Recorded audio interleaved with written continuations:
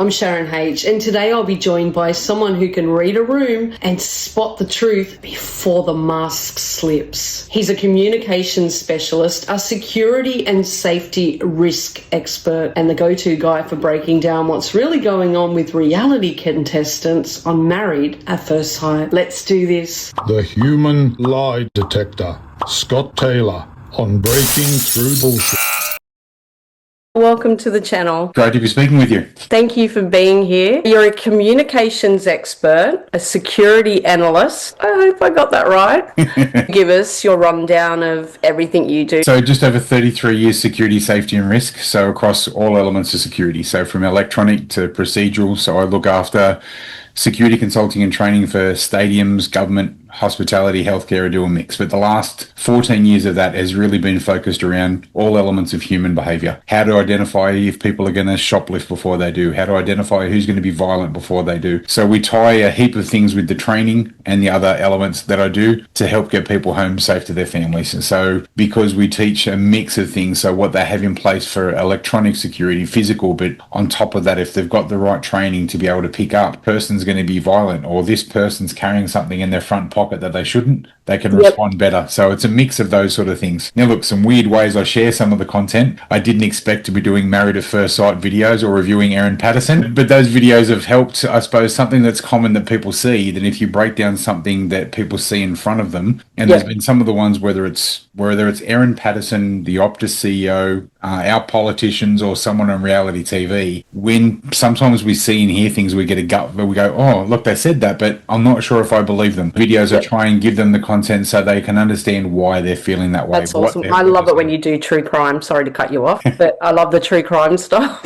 Well, there'll be more Erin Patterson stuff coming. So one of the things, I said I wasn't sure that the social media stuff with these sort of videos would be things that people would be interested in or may even turn a bit commercial. I mean, it's done both because of some of the Erin Patterson things that I've shared. I'm traveling overseas teaching people about deception detection, and that's amazing. Yeah, so that's pretty cool. People have just been flocking to you since the Married at First Sight. I did see in another interview you did where you were like, oh, I don't know at my age if people are going to want to watch me do this, but it's just blown up, hasn't it? It's really so it was quite a weird thing. I mean, so a lot of things that I've been doing, because I do a lot of, like I said, stadiums, government, education, healthcare, and a lot of that stuff for them, they see the outputs for these things. And so I've had some really big examples of late where a transport, a busing company, I taught them what things people do before they're going to be violent, and if somebody's carrying a knife or something they shouldn't, here's some of the behaviours that they'll show. 2 hours later, a bus driver is on his route and he saw some behaviour behind him that fit with some of the things that he had training on a couple of hours. So anyway, down the track, police get involved and search the person, and carrying a taser and an edged weapon. Wow. And so that sort of stuff I knew worked, and we've had some really good feedback for that. And we also teach the other behaviour stuff, how to have more confidence and impact, how to better connect with people. That's important to all of us. Then when some things came out, and I think post Bondi Westfield and a couple others, about the combination of what I do with human behaviour and the security parts. And then because there was a lot of TV and radio and these sort of things, and someone said, oh, well, what about these things like Married at First Sight and sharing some behaviour? And that was my first response. No one's going to want to listen to a 52-year-old dude talk about this guy that's saying he's over. I'm 100% over my ex-girlfriend, certainly, definitely, and about his lying because of his words in his face. We want to hear it all. I could not have been more wrong. So that really surprised me. But even when that started to get some traction, I thought, am I doing this? Is it of benefit? You know what I mean? Like, if things in it as well. And then the part I really didn't expect was I'd share some of these Married at First Sight videos, and then I'd get some messages, especially on TikTok and Instagram, saying, here's my situation, and in the relationship I'm in, some of the things you spoke about, controlling behaviour and some of these pre-violent indicators, I realised that I was seeing those things. And I got messages, I've had probably more than 300 messages now, from people that have said, either I haven't got a lot of friends, or my children neurodivergent haven't got a lot of friends, and some of the things that you shared about connection and eye contact and these things have helped. So I didn't expect that. So I'm glad I've been doing those videos, because you just don't know the reach, like with the reach you've got now too, you just don't really realise the impact. And just like you said, little things that you point out that someone's like, oh, he's done that to me or she's done that to me, and Yeah. I've got to have my guard up. Or So one or two of the mass videos where I shared some stuff, I said, look, here's what I'm seeing.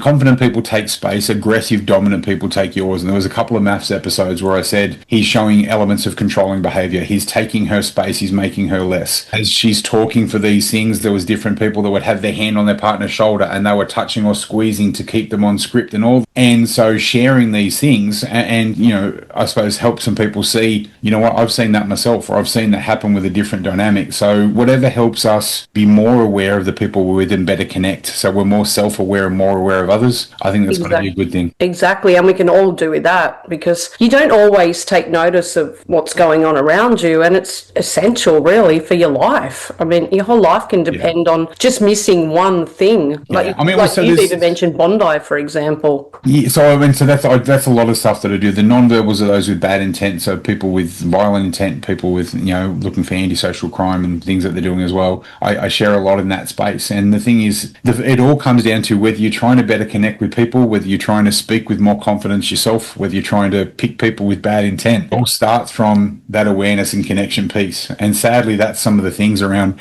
Bondi, Westwood, and previous what happened. People had their heads looking in their phones with 2 noise-cancelling headphones, so they weren't even aware, let alone being aware of people that come past you that have a behaviour deviation. And that's the thing. It's being present and aware to pick these things up, because our bodies, we leak these things. We leak it like you are now because you're interested in this. Your blink rate slowed down and you've got a head tilt. You're showing more connection to the words that I have. When we're with people, they leak these different things with either they lean into you, they make these areas more accessible, which is your ventral area, or what they do with their feet. Because we are so out of touch with connection and not aware of some of these things, we miss the signs. And so absolutely. Conversations, how you going? Oh yeah, I'm fine. You go, okay, they've said they're fine, they must be fine. So how do you pick up, say you run into a friend and they're really not fine, but they're falling apart on the inside, but they're telling you they're great on the outside, but they're screaming for help, I guess, but you're not recognising it. How would you pick that? Yeah,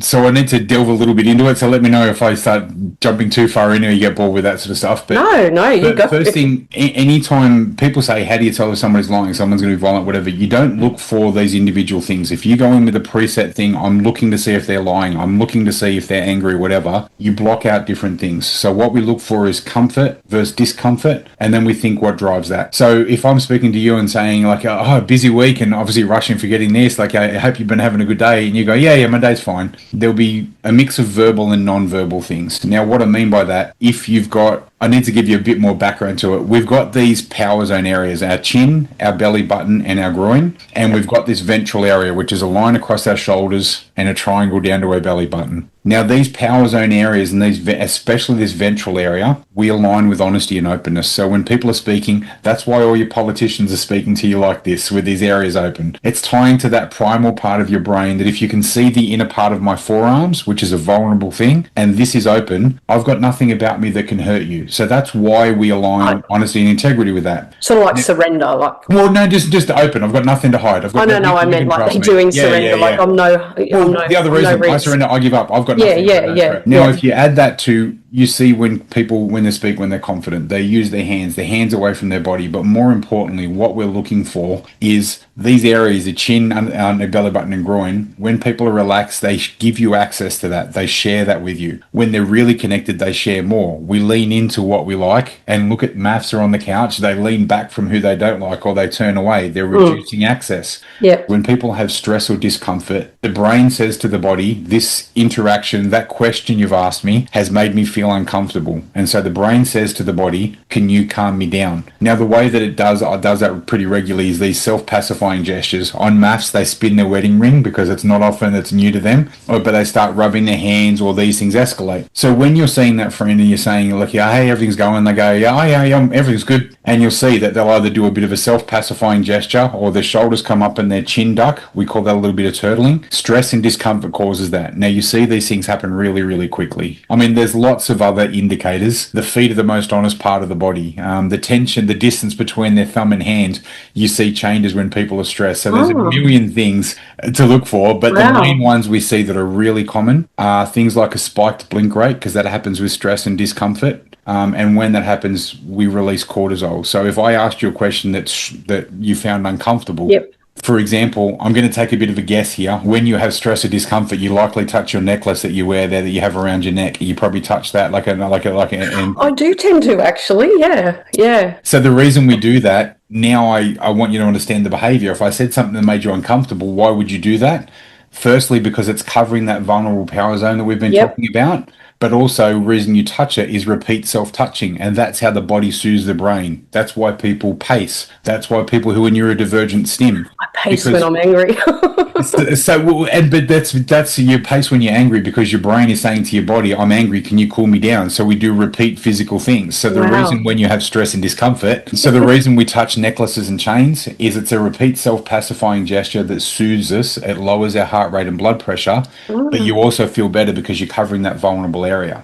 Now the reason. And because we haven't had a bit of a speak about the people that jump on your show, you said about connection and awareness. Let's talk about some of the domestic and family violence stuff. When you see things escalate, these self-pacifying gestures, if touching turns to scratching, or the higher it gets closer to the brain, the more stress that person's showing. So if you're having a conversation with me and you say, Scott, look, I've been watching some of your videos. I think it's meaningless crap and whatever else. I'm like, oh, sorry that you feel that way. And I might do this with my hand or whatever else. But then on top of that, if you said something personally nasty, I might go, oh, I didn't know you felt that way, Sharon. Now see how my self-pacifying gesture has escalated. So if that turns to scratching or higher up, that coupled with these other things, spike, blink rate or whatever, there's leading stress. So when you're saying about how to pick these things up when you're connecting with people, they're some of the non-verbal things. From a verbal point, there's lots of changes that happen. When you get discomfort, what we do with our tone changes, our intonation change. Yep. When we have stress, our breathing changes from our diaphragm to our to the higher in our chest, and that makes you more breathy, so you can see and hear the difference. So all these examples occur at the same time when that person's saying to you examples of these things. Go, no, everything's fine, everything's all right. There'll be a change in tone. They might be nice and relaxed like you are here speaking to me, but right now if you were nervous or I make you uncomfortable because I'm watching everything you're doing. Yeah, that's making me more. But you'll be relaxed on camera, so that means you're probably showing tension in your feet. So you might have your feet crossed and have them pulled in towards your chair because that's where your body's holding tension. So you show that you're nice and relaxed. They're actually kind of on a chair, but they're kind of sitting. So I'm not saying these examples to freak you out. I'm just saying that's how human behavior is that there's... You're a pretty scary person, Scott. You can read.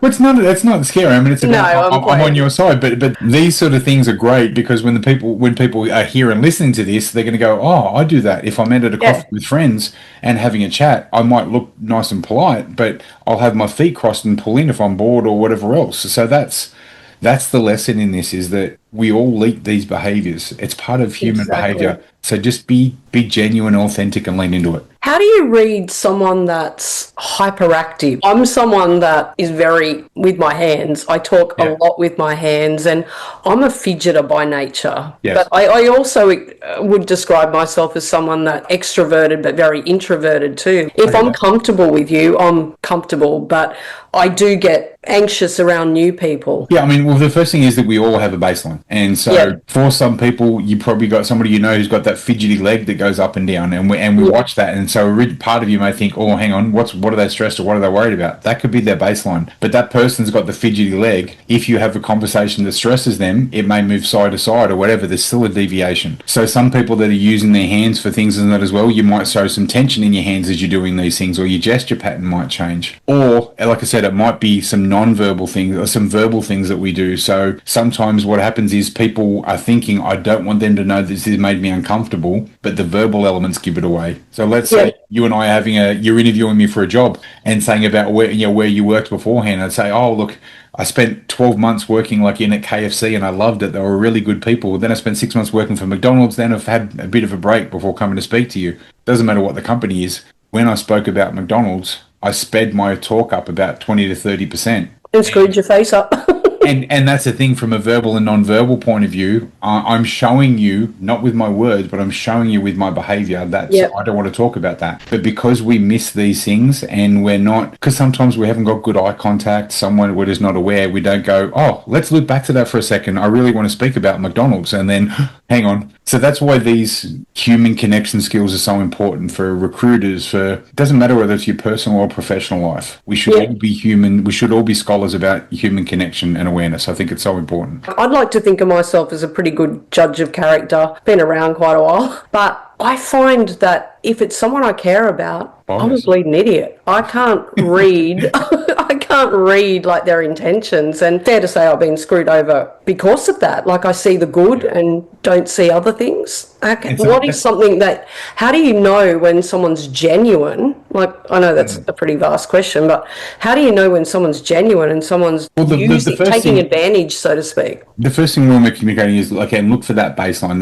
that verbal and non-verbal baseline, and look for these different deviations. And I'll run through a couple more. Like for example, your ability to be a good judge of person, like everything's now, is really important to you. That's something that really stands out as being of key importance to you, because as soon as you said it, you had a change in tension in your face. You probably didn't even realize how much you leaned in to reiterate the point and these sort of things. So when we say about deviations, it's things like that.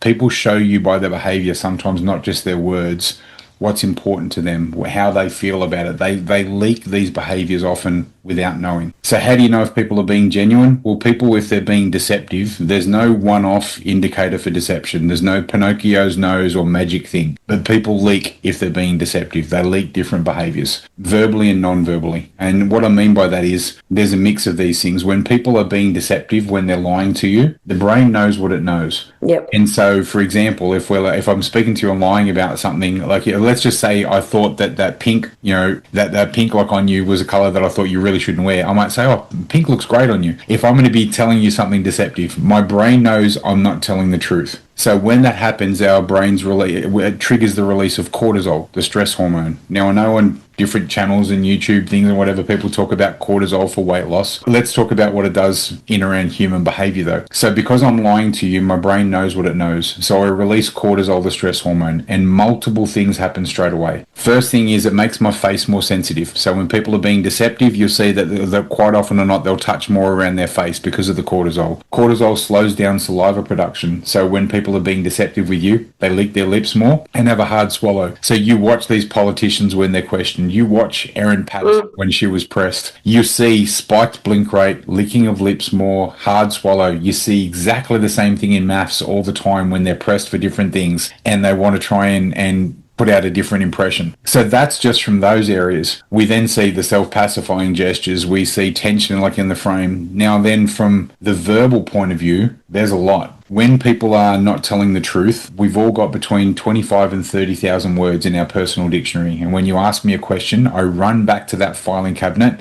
get my answer and run back. Now, if I'm being truthful, I don't need to run that through filters. So you ask me a question, I can respond easily, calmly, and it flows well. If I'm lying to you before I come back, I need to run it through, I'm making this up now, but if I need it to sound past tense, does it sound past tense? I say, is this going to get me in trouble? I'm going to say, why is Sharon asking me this? Like, what's the reason behind all these things? Now, while all those filters are happening, what you see is a change in my speaking cadence, a change in response time, but we don't pick these things up. And that's why the combination of verbal and non-verbal, and that's before we even look at the words they use. That's a whole other interview. I've known someone that I've suspected is the queen of crap, basically. And I feel like when you ask them something that you pretty much know they're probably going to tell you lies about, they tend to go, as they're talking, like... Has there been some lies that this person has said that's made you feel uncomfortable or had some impact on you? Yeah, I've picked up on things, yeah. Yeah, you showed that, yep. Yeah.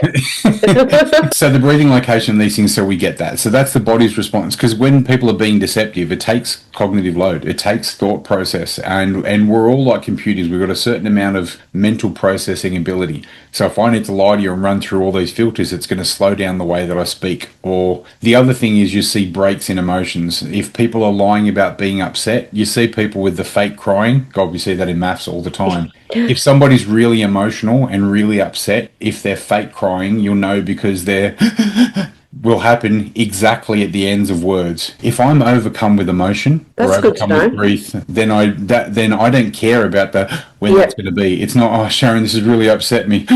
At the end, that's yeah, fake. yeah. If things are overtaking you, that would happen midway through. So we see the fake breathing with these sort of I would have only known the lack of tears. I wouldn't have known. and tears are one type, but the other part is you've got facial muscle activation. So people, and aside from the questions we get with Botox, lucky you for it as well, is when people are truly sad, we see the corrugator supercilii muscle in the middle here. And what happens when people have true sadness and grief, it brings the eyebrows together and turns up the inner part of the eyebrow. You see, there's been some situations where Susan Smith, Emmanuel Harrow's, when as a child who was missing, when they're interviewing the parents and speaking to people, and they're saying, "Oh, look, I'm so upset," and they've tried to get the fake tears happening, but no activation here. And the combination of the verbal and non-verbal elements. This Emmanuel Harrow was one of the ones in the States. It was only a couple of months ago. A kid that went missing in Walmart, like in the car park of Walmart, and the mum and dad started I missed that one. I'm not sure about that one. they got interviewed, and as these people do, they go to the police straight away, and the police are saying, "Can you tell us about the situation?" And as they're trying to do everything, trying to be upset, there was no activation of the sadness or grief muscle. And some of their first sentences were, "Look here, he was such a lovely boy. He's so loving with his sister." Now,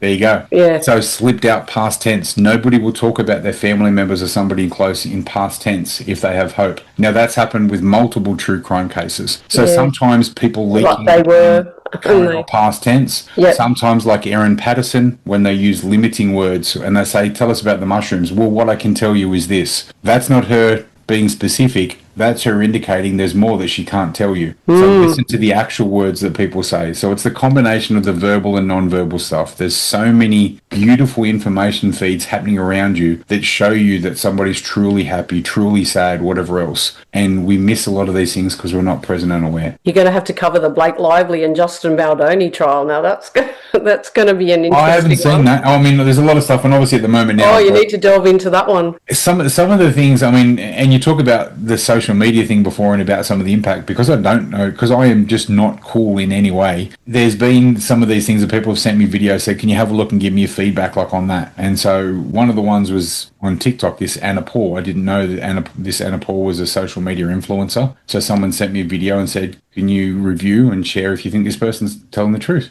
So I hit record on my iPad. I wasn't any like I have now, the lighting production. I literally just hit go record on my phone. I had my iPad screen. So it's literally shaking and terrible. And I said, "Oh, here's where she's showing this now. Here's where there's been a change in speech. She's being deceptive here," any of these sort of things. Well, unbeknownst to me, this person's got millions of TikTok followers. So I did that video, hung up, and there's so many stories about how bad I've been on TikTok because I didn't know how to use the platform. Anyway, I landed, and as soon as I turned my phone on, it looked, and like my phone's going nuts because I didn't know what had happened. And it was like 10,000 more followers in an hour and 20-minute flight. That's awesome. So the thing is, the outcome of that, though, now I realise, then I started looking at some of the comments, people saying, "Well, hang on, what happens to this? I do this because if I look nervous." So what I realised, aside from the initial hype around it, we all want to be able to try and communicate better. We all want to feel noticed and valued and validated. And so that's why the back half of all these mass videos and how to speak and connect with people better, that's the part where I think I can have some real benefit with people. Absolutely. Like,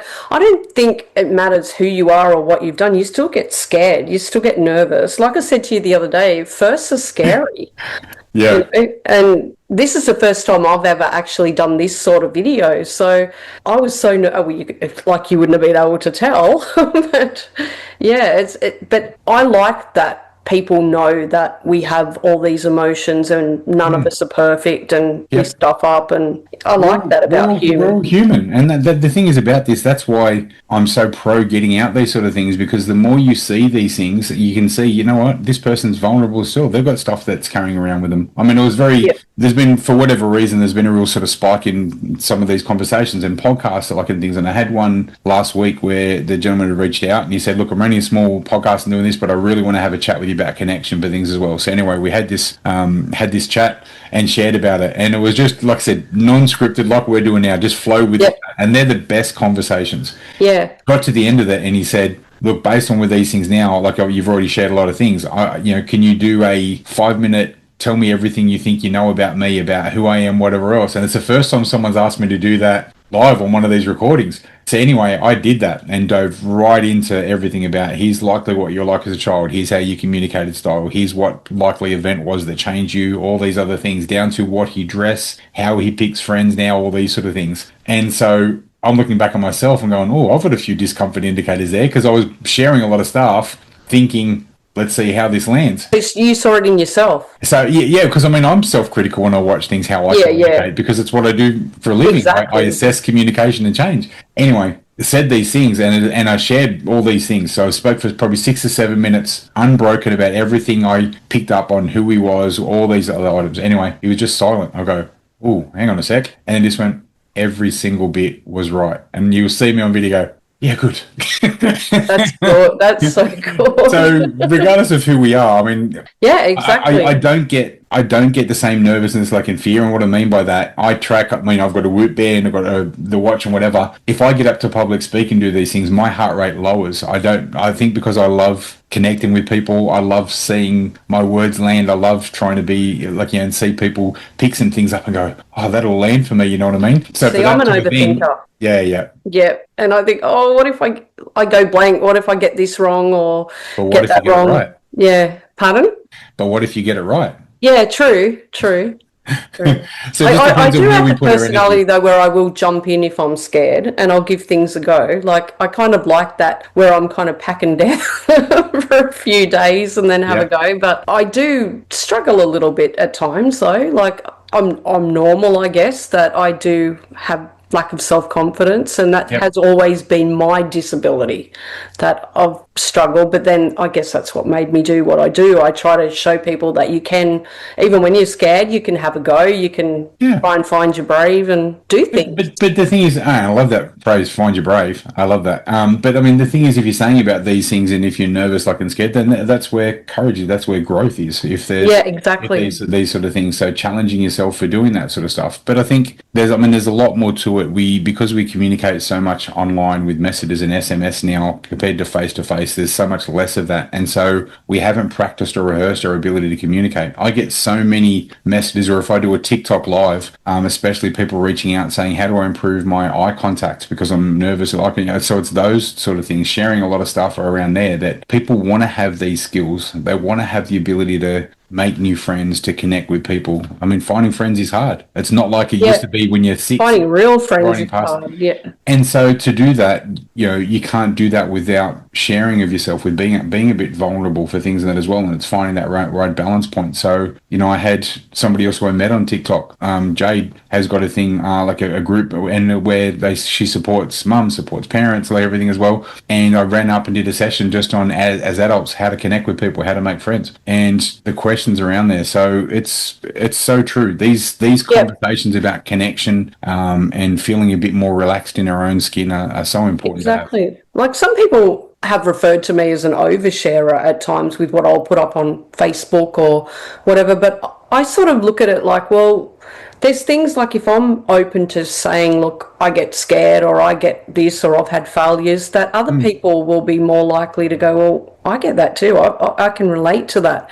And it does work. People do resonate with the things that you say. I mean, some people are very closed book and wouldn't put out anything, but I like to think that if I put up a post or something, it's going to help somebody like that might feel like I've been feeling or I've felt in the past. So, we call that generosity reciprocity. If you share of yourself with these sort of things, you're being generous sharing, then people will reciprocate in some format and share something like of themselves, and that's they do, an important bit to be authentic. And the authentic thing, that also comes down to the non-verbals and verbals then, because no matter what image or mask that people have, they can only keep it on for so long. You're present and aware. You see when people revert to really who they are, and that's the thing. We've got to share who we are and be lucky, because everyone, like I said, everyone's got cost of living crisis. Everyone's got family stress pressures, for these sort of things. Oh, absolutely. Be kind to yourself and be non-judgmentally curious. That's how we connect with people as part of the conversations. Those sort of things. I think a lot of us, we do get naturally imposter syndrome too. Like we can be put in a situation and you just think, oh, I don't belong here. Like years ago when I became a personal trainer, I remember walking into the room and I'd just had my 5th baby and I'd almost died, like having him And I walked into this room and I thought, I don't belong here. They all know each other. They're all cliquey. And I actually failed when I did the physical exam the first time. And I come home, I was devastated. But I still went back there the next day and I passed, and I ended up doing quite well with that. And it just goes to show, like, I was petrified. Every time I would walk into that course, I was so scared and felt intimidated and like I didn't belong. But 12 months later, not really strutting around like a peacock, but I felt so much more confident and proud of myself that I did that. Like, stepping into fear is where the magic starts. Like, you really have to step into that fear to do things. I think the other part is, the approach that people take to these sort of things. If you've got these big goals and that sort of stuff, break it into 4 sub goals and celebrate each win like crazy. You're not competing against anyone other than yourself. Exactly. I get the imposter syndrome stuff, and when I say that and I speak in some of my talks about me having imposter syndrome, people go, "What?" Because I can speak with confidence with what I do. But remember, I've been doing security, safety, and risk for 33 years, and although I've been doing and studying human behaviour with some of the best minds around the globe and the best people to learn from in every little subset element, it's a big change as to being now as Scott the behaviour guy rather than Scott the security guy. And probably more people now with the classes, the training, consulting, the social media know me more for that. But there are times that I'd be doing these presentations and some big keynotes where I've had thousands of people in the room and talking about different things, and I'll stop like for a sec for doing that. But then it's the same thing. I stop and do the same thing. Think, what's my why? Why am I doing this? What am I setting out to do? And it's to share skills to help improve people's ability to connect, to have more self-confidence, to set their own goals and find their own path to self-actualization, that you want, whatever else. And then when you start doing it, you know what? I've done the work. I've trained with every key specialist on every subset, which nobody else in this country has done. So I am the best placed person in Australia to share things in regards to human behaviour, connection and confidence, and even more so when it comes to tying that to security. So now I own my space. And that's the thing. And so you should. But it's doing that self-reflection and things about it as well. So I get, and like I said, when I do these talks and presentations and I talk about that and imposter syndrome, people go, yeah, all right. But 100% true. It was a big change for me for doing that. I didn't change my LinkedIn and any elements until years after doing this sort of stuff, because I thought, oh no, people know me as Scott the security guy. Maybe I should just stay and do that. You know what I mean? I think that's what's the best thing about you, is you do have an intimidating presence. You command respect. Like, hear me out. Yeah. But you're also very personable and you're humble. Like, you don't look down upon people. You have people that wouldn't have even had a fifth of your success. But once they start to get that little bit of a rise, they think they're too good for people. Whereas I've noticed with you reply to everyone. You make everyone feel seen, and you're genuinely there to make people feel better about who they are, not so you feel better about who you are. And well, I mean, I set a podcast up and I've only done 3 episodes called The Power of Safe. I'm a firm believer, and especially probably because of my background in childhood and everything commences with people feeling safe, and valued. True happiness starts with safety, here for it as well. True hitting your own goals, finding your self-actualization pathway, all starts with feeling safe. And part of that's tied to the human behavior stuff too. I mean, if it's a general conversation, if this wasn't recorded, you'd remember the first couple of sentences I said because of the primacy effect. You remember the last couple because of the recency effect. But other than that, you remember 20% of what I say today. But you will always remember how I make you feel. And that's what you align. That's true. We always do, don't we? And that's why it's so important with these things about being committed and connected to other people, because that's what they remember.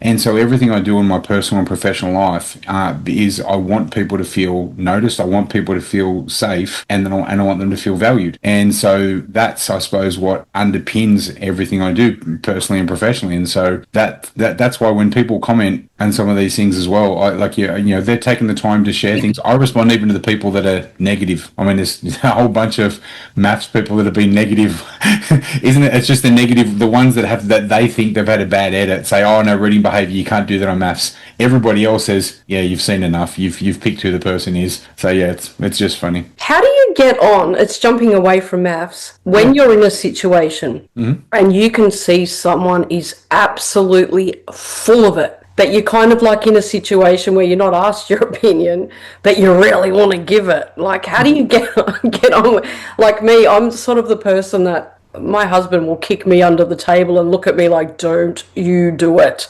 But Yeah. how do you refrain when you know someone, because you'd know better than me, obviously. Yeah, the question I get asked most when I'm doing my training sessions or consulting or whatever is, does your brain switch off with these things? How can you switch it off? And then what do you do about that? And I know there's other people in different countries that do some of the things I do from a behavior point of view, and they say, oh, I know for me, I switch off because I make sure I'm in a safe environment or whatever. Maybe they've found something easier than what I have. So I can't switch it off. Yeah. And so that's why I don't go to sporting games. I don't go to concerts and that sort of stuff to relax for me, because there's a really funny story. My wife and I went to a concert, and while we were at this concert, she loves music. My whole family does.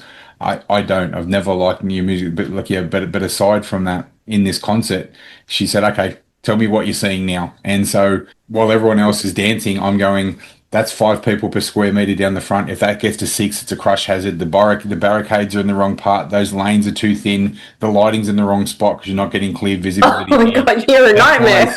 That goes 2 drinks away from a fight. And that husband and wife, they're trying to act like they're getting on well, but they're holding fingertips, which is distal touching and leaning away from each other. They're putting on a show for their friends. They're really not getting on really well. They're not close. And bang, bang, bang, bang, bang. So that's what my brain's like. So the individual things don't take a lot. And what I mean by that is, I teach people the facial micro expressions for happiness, sadness, anger, fear, contempt, all these other behaviors. But because I do so much of this, and it's what I do every day for training and learning, or for these things all the time, for me to see, well, this person's gone from stress to frustration and is heading towards aggression, I see those clusters and things now as, you might say, oh, it's a red t-shirt, because I'm doing it so much. Yep. But the stimulus for seeing these things, it doesn't stop. It doesn't switch off. So if I walk through a shopping center, you're seeing different things. When people are going to shoplift, they have behavioral signs. If somebody's in an aggressive relationship, they have behavior signs. As you're walking through these sort of things, I'm getting all that stuff constantly. And so sometimes it's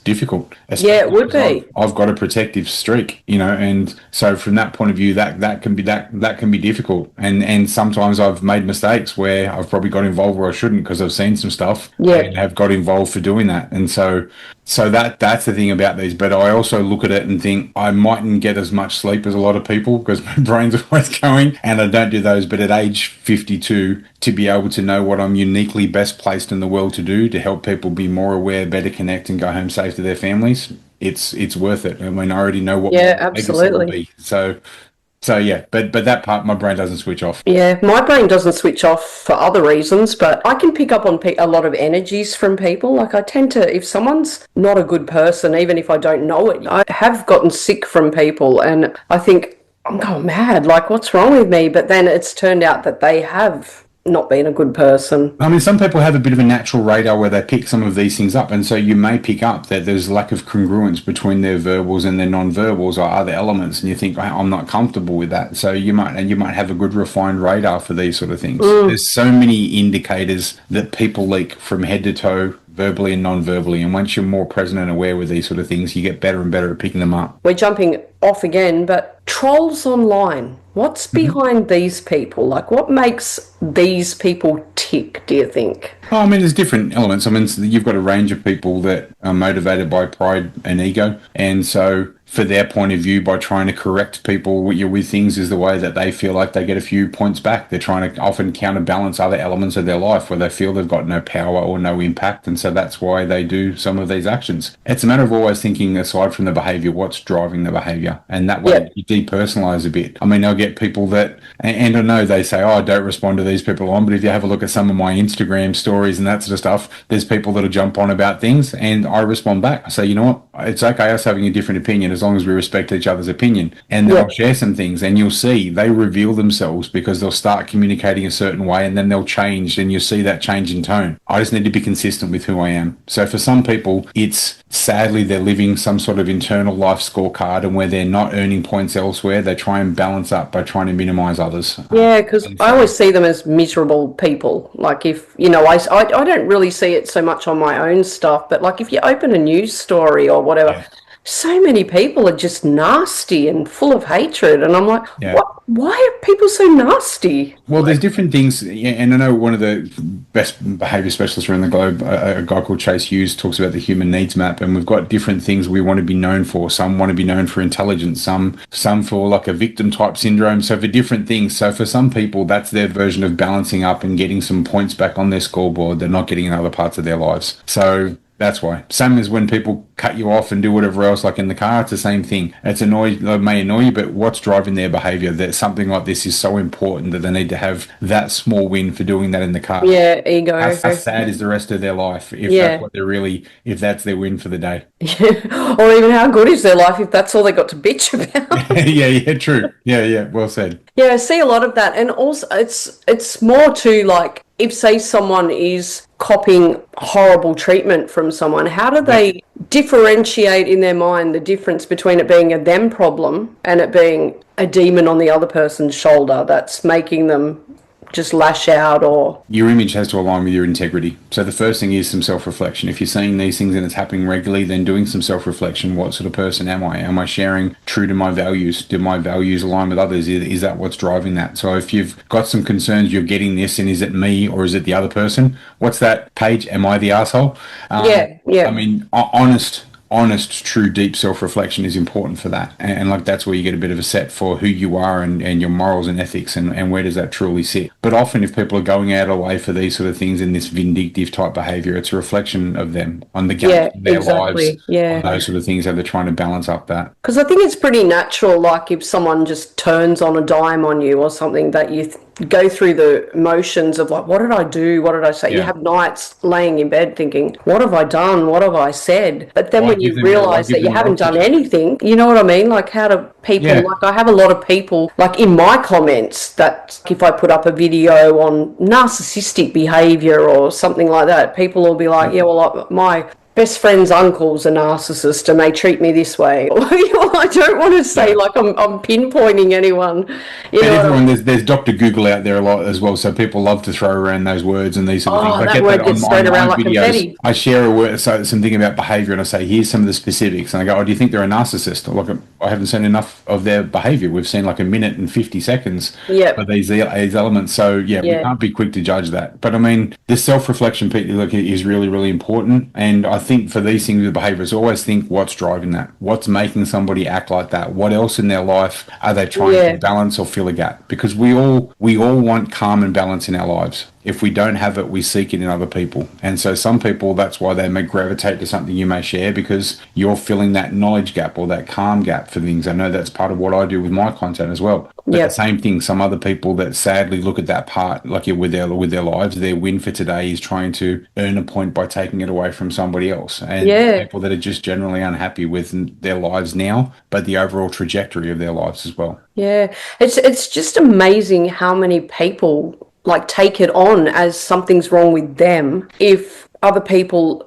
don't treat them right, or don't give it oxygen, because that's what they're wanting. Yeah, exactly. You've got limited time, limited energy, so but you got to be mindful who you share that with, and that's what leads to the same decisions. There's been friends, there's been family members I've cut out from our lives like altogether, because if they're not a positive influence, if their morals, ethics, values doesn't align, why would you spend and waste good oxygen on people that that are not good for you, not good for your circle, not good for the people around you? Yeah, so you really do get to a point in life where you're like, this is about me now. Like, I've pandered and bent for everybody, and now it's my turn. But and like I said, they do throw that word narcissist around like confetti, like anything. I think I told you once before that I had one comment once on one of my short videos, and I think I was blinking, but I cut it out so it would be nice and neat. And someone goes, "You're a narcissist.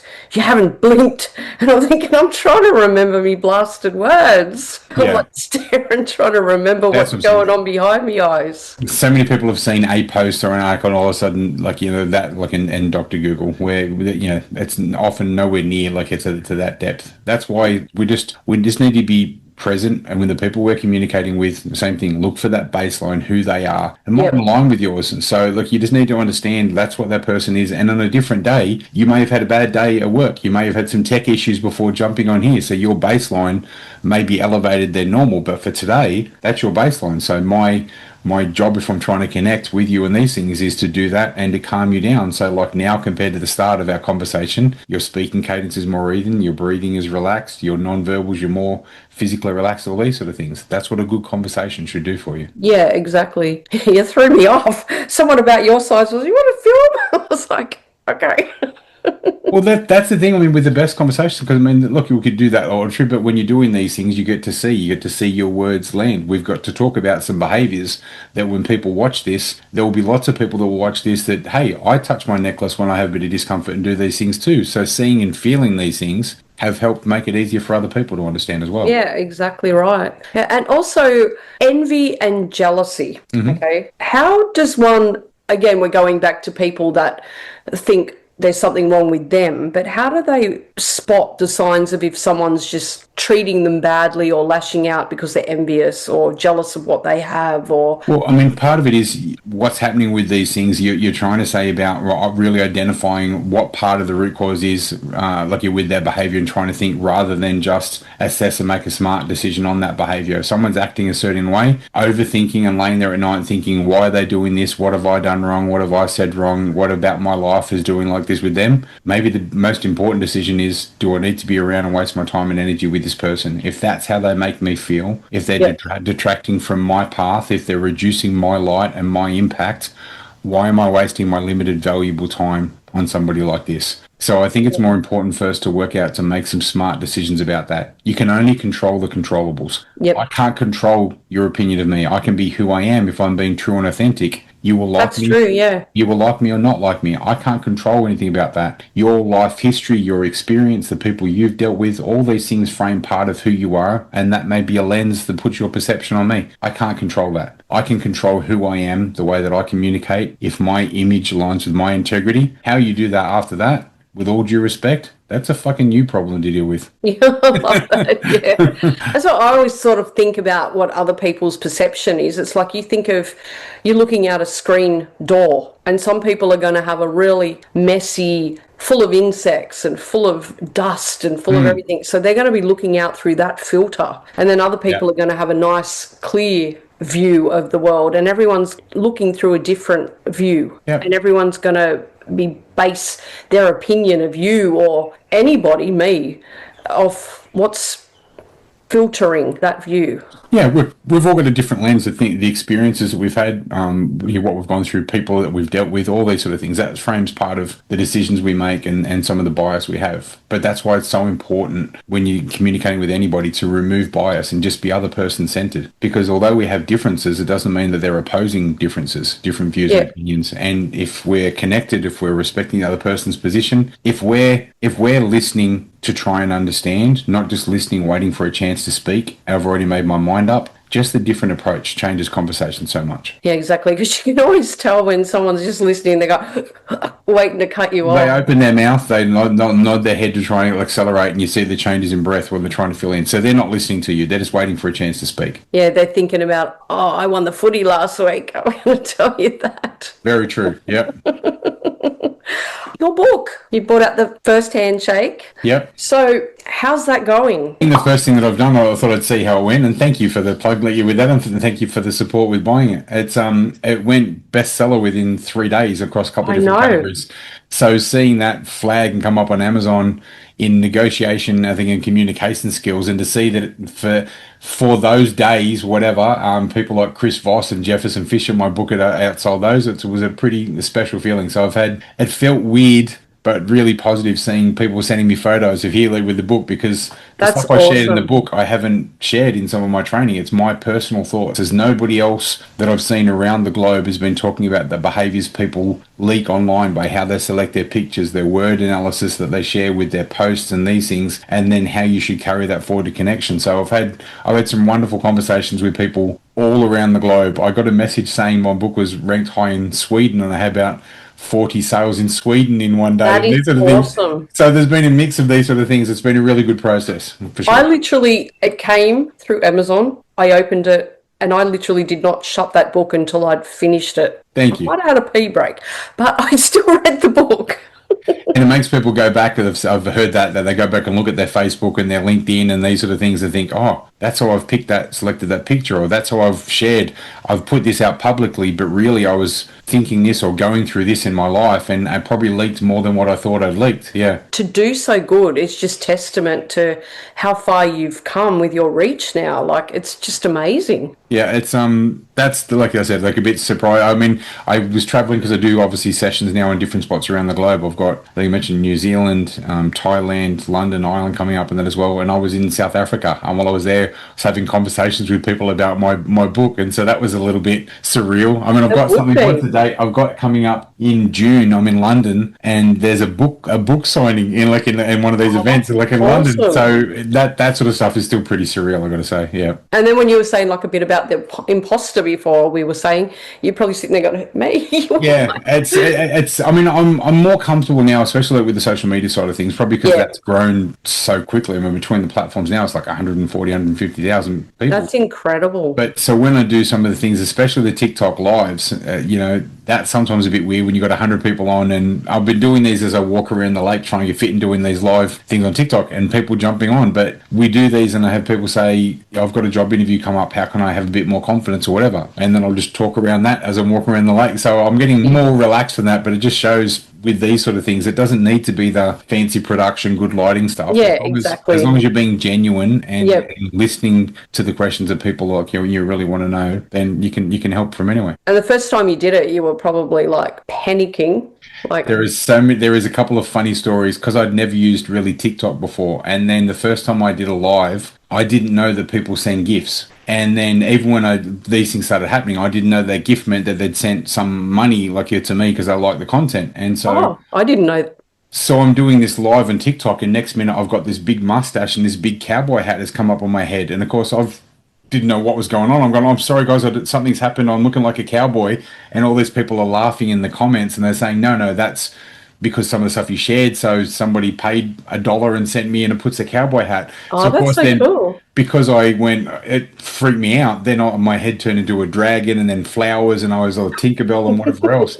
So yeah, I like sharing the stuff and I like the live conversations for these sort of things, but still getting used to some of the tech on the fly is a little bit different. I think I started out for a little while on TikTok and it was like, it's a bit over my head. Courses for courses. I mean, Facebook, like a lot of stuff I share with the posts and videos going really well there, but the live discussions with TikTok, I've had some really healthy, really deep discussions with that sort of stuff. So yeah, just getting used to the different things, I think. You're helping so many people, I think even probably more than you even realise, because safety, mentally, like mental health, like, this is normal. I'm not the only one that overthinks or reads too much into situations, or maybe there's a method to my madness. I'm actually reading something's there. I definitely underestimated those sort of things about the impact that some of the videos could be having, like you're with people. And because I had some people say, I heard that podcast, so I'm going to play that tomorrow while I'm getting ready because I just want to hear and pick these things up. So yeah, I mean, I understand with some of the things that I share, like I suppose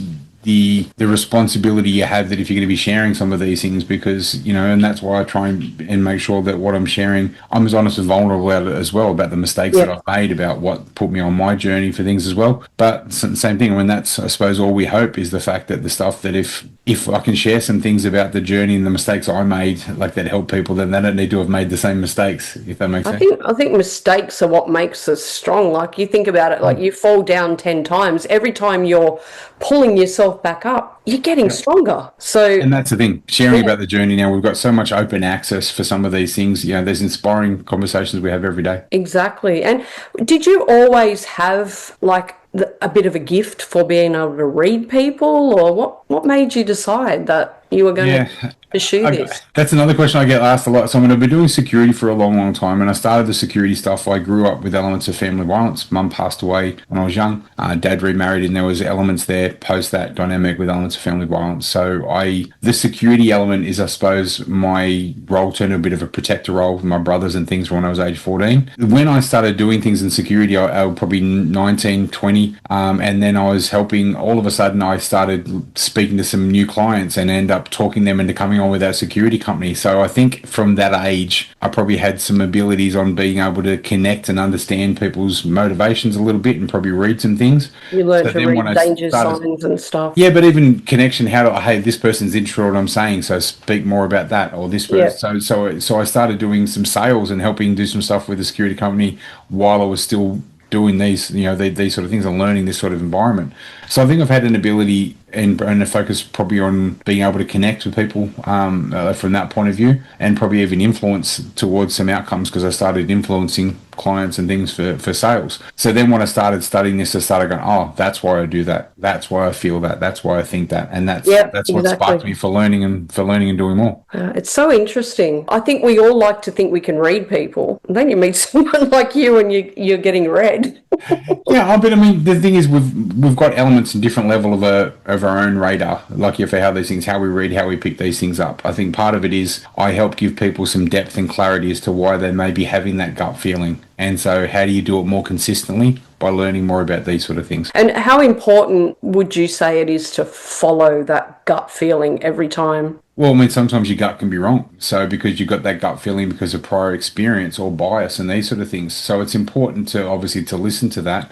But I always say to try and validate and verify these things. So that's why if somebody says something, we don't jump to, oh, you're lying, or hey, you're angry about that. There may be other things that we're seeing here. So that's why we make sure we look for clusters, we look for repeat elements of behavior. I think there's always kind of that little bit of fear too that you might be right, but what if I'm wrong? We verify and validate these things. So let's just say if we're talking about something and something you share with me, I thought, some indicators, may be deceptive. You might be telling me the truth. Rather than jump on that, I might change topic to something else, and then Yep. I'll bridge back to that conversation and see if I see the same deceptive indicators, and then I'll Yep. need to dig down more. So that's all.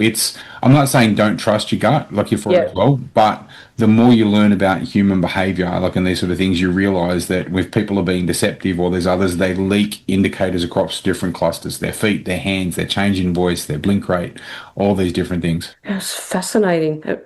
I just don't know how you find the time or the energy to do all you do. You just seem to do so much. I mean, well, the other thing I've been really excited about was to launch Behave Like You. So everything that's been in my head for 32 years, my son built into coding. So we've got a full behavioral model online so people can test that for free. It's behavelikeyou.io. And if you type in, I'm working in a retail area and there's a person showing these behaviors, what should I look for to be safe? It gives you full behavior breakdowns. If you say I'm Wow. feeling nervous and I want to have some more confidence in this environment and put some things in, it gives you behavioral stuff. So it's full behavioral model. So every book I've ever read on human behavior, connection, trust, mental health, stability, sustainability, all that resilience has all been built in. All the trauma informed elements and work I was doing as well. So that's all been built in, and so we've had people now. So that's the thing between the book, the app, all that sort of stuff. There's just lots. A lot going on. Yeah. Like I said, I don't know how you get the energy. I've got a lot of goals, and I think for that point of view, because each day I'm getting feedback that some of the things I'm doing and sharing. I mean, in December I had 4 different people in different shopping centres that, because of the training they had, picked people that had edge weapons before they pulled them out, and police got involved. 3 of them, Wow. police searched and found the edge weapons on people then and there. So I think I'm getting, I suppose, the validation that what I'm sharing is either helping people tell their story, have more confidence, have better relationships, or go home safe to their family. And so I think, yeah, when you've got people that you know that are benefiting and are happy and they tell you, they give you that feedback, it definitely makes you want to do more and put out more content. And yeah, I even feel that with my channel. If I know that people are like telling me, oh, this is, making me feel better, I look forward to your videos, I'm more inclined than if people just go full watch and not elaborate and I've seen some of the comments on your Facebook posts when you've shared stuff. why are those you love harder to read? I'm going to agree to disagree like a bit there. I think that people that you're closer with, you get a feel for their baselines and deviations. So if they act a different way, it's really going to stand out for you because you've got a lot more. I know how you act under a slight amount of pressure. This is different. So this is something major. So it's the same process that we have. What's their baseline behavior and looking for deviations. The difference is a bit more of their baseline. So Yeah, I probably should have worded that more than maybe someone that you've met and think, oh, they're so nice. I feel like sometimes with people, I'll be hoodwinked into thinking they're good people, and The they'll turn hardest thing out for not to be, because I'll think, oh, they're so nice. Like love bombers, for example, like they'll love bomb you. And what's the difference with love bombing, flattery, and just kindness? Because I tend to be someone that compliments people, and I have a certain way I address people, and that. And I guess some people could think that I'm just flattering people, but that's just how I always am. But how do you know But that's when your someone? baseline. So when you get to know somebody, then that's the way that they communicate and how they are. And that's the thing, I suppose, not making quick snapshot decisions of the people that we connect with, that we communicate with. I mean, there's congruence in how people speak with their messaging face to face, the words they are, like how they are on the phone. So we're looking for the way that those things change. What's the trajectory, like all the changes in the pathway for how they communicate? I think the other part is look for things as well. We mentioned before about the importance of bias. As people acting a certain way, you think, oh, compared to such and such, you are so much nicer. Oh, you're so much more sharing. And so what happens is then you're doing that comparison, like at other people, not assessing people who they are as a standalone. And that's Yeah, why the other reason why we can make some mistakes sometimes with the people we connect with, because we're comparing them directly to somebody else, not getting just a feel for their own baseline. And are they telling us or selling us? Truth tellers convey, liars convince. Are they trying to put in extra fluff and saying all these sort of things to try and sell to us who they are or the type of person that they are? So you're looking for those sort of things. I was just wondering if there's any particular way, like the red flags to look for, or Well, I mean, that's the big one. The whole truth tellers convey, liars convince. They'll oversell. They're selling you, not telling you. So how they respond, the way they speak about themselves, the circumstances, these things, they do all these additional fluff, like your words as well. So you're looking for those sort of things. But I mean, any of this sort of stuff, it takes time to get to know somebody, because just you had a couple of dates with somebody, you don't know how are they when they're sick, how are they when they're under pressure, all those true. sort of elements. So that's why things take time. So that's why, we're saying about like you have some element of trusting for things as well, but trust but verify. So you can Yeah, verify yeah, by what is trust. Trust is repeat, dependable behavior. That's what we're yeah. looking for, the people that we have and we bring into our circles. Consistently, yeah. It's amazing how you can be wrong about people, but then you can have an initial gut instinct about them, even without knowing all the things to look for. It'd be nice if we could just have you on tap and go, Scott. It'd be nice if people had labels and handles. I've said that like many times. Yeah, for sure. That's right. So you can read me if you want to. You probably have been anyway, all the way through. No, like I mean, bits and pieces. I mean, No, just there's because things. that's your thing. Because when I'm face to face with people, like in an inner room rather than parts of things for online, I mean, there'd be parts that, and having, if we had more time for it, I'd be making statements about the things with your room, about the Lord of the Rings connection, all that sort of stuff, like you're with images. I'd be speaking to you about things with your necklace to get more information, like you're from you. But I mean, you've already leaked with some of the things by Yeah, how I you've have. communicated, like a fair bit. But part of that is because we've flowed the conversation. I mean, you're somebody that's obviously has been quite a trusting and open person, and you've been burnt multiple times by people close to you. That's another thing, is rather than doing that, other people that it will frame and turn them into more of a negative person, you've kept that spark. So you'd be less trusting than what you were, but you're still one of these people that want to see the good in people. The other thing is, other people, when they've gone through some of these elements of stress and trauma, become sometimes a bit more withdrawn. And so they make less of themselves. They don't share their authenticity, but you're still a bright color wearing person with quirky stuff in the background. So you share part of who you are with what's around you. Like for these sort of things, with what you wear, how you are, and that as well. So there's an element of self confidence about that. As I said, these sort of things, now you've just completely readjusted your position with what you're doing. And as part of your shoulders rolling forward with that as well, because we're talking about you, and that gives you some element of discomfort. So people have different tells they have for discomfort. Yours is very much, I mentioned, that ventral area. So you reiterate a lot of what you do in your position by opening and closing those areas. So with some of the things today, when you've had some discomfort, you give away a lot of tells by you roll your shoulders slightly in and you duck your chin. I rub my chin on on my shoulder when I'm self-soothing too, I've noticed. So people that do that also, often that I see, use the words just a lot. They minimize themselves. So if they're asking for help, they say, "Oh, can I just get you to help me with something?" Or "I just got to speak to you about something." So when you see that as a bit of a trend, what you're doing from a communication point of view, you're likely to minimize yourself verbally and non-verbally by using the word Yeah. just and that sort of stuff. And you need to stop. Yeah, I Pop in have been people's told own I space. minimize myself at times, but yeah. There you go. Glad I was right. The main thing is about being true and authentic to yourself. Yeah. And you are that person. Yeah. All right. To wrap it up, what would you say are the biggest giveaways of deception if you were to just say, name a few? People are being deceptive. The biggest non-verbal elements that we see is with the facial tension. So we see lip compression and lip withdrawal. We see spiked blink rate. Because they've got discomfort, we see that they do things like they duck their chin, so they're covering these vulnerable areas. So when people are being deceptive, they do that. From a verbal point of view, people drop pronouns. So rather than they say, oh, like, I did this, they'll just make the statement. Erin Patterson did that along as well. When people are being deceptive, the most commonly used number they have is 3. So if someone says to you, and they're using the word just to minimize, how much did that dress cost? Just $300. There's a heightened chance they're being deceptive. Same as just 3 beers, just 3 hours, or whatever else. So we look for these things. When people are being deceptive because the brain knows what it knows, they're changing speaking cadence and those things like self-pacifying gestures. They're the main things to look for as deceptive indicators to kick things off. Fantastic. And where do people find your book? On Amazon. So you can buy the Kindle version or you can buy that on Amazon. So just type in Before the First Handshake and wherever you are in the world. And also, where do people find you to follow you? So on any of the socials on Instagram and Facebook, it's Scott Taylor Official. But on TikTok, I had to change that because there was somebody trying to impersonate me. So it's called Behaviour Revealed, and the Aussie version, IOUR, Behaviour Revealed, will be on TikTok. Thank you so much for being here. Absolutely love talking to you. It's been a great chat. It's been really good. Thank you, Scott.